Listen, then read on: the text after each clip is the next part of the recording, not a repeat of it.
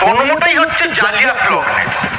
সোমনাথ চৌধুরী নামক একজন শিল্পী তৃণমূলের প্রতীকটা তৈরি করেছিলেন, তারপর জালিয়াতি করে মমতা বন্দ্যোপাধ্যায় ওই প্রতীকটা নিজে তৈরি করেছেন এই বলে পপুলারাইজ করেন।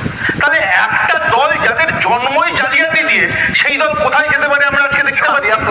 একদম জালিয়াত লগ্নে জন্ম, লিখে রাখুন কথাটা। আর আমি বলছি এখন আবার তৃণমূলের কি অবস্থা হলো দেখুন। একটা হচ্ছে চটি চাটা তৃণমূল, আরেকটা হচ্ছে বালিশ চাটা তৃণমূল। এবার চটি চাটা তৃণমূলে কিছুজন পড়ে রয়েছেন, বাকি সবাই বালিশ চাটা তৃণমূলে চলে গেছেন। এবার বালিশ চাটা তৃণমূল কেন বলছি এই প্রশ্নও আসে। আমি একটা নিউজ পেপার রিপোর্ট থেকে একটা ছবি দেখাচ্ছি।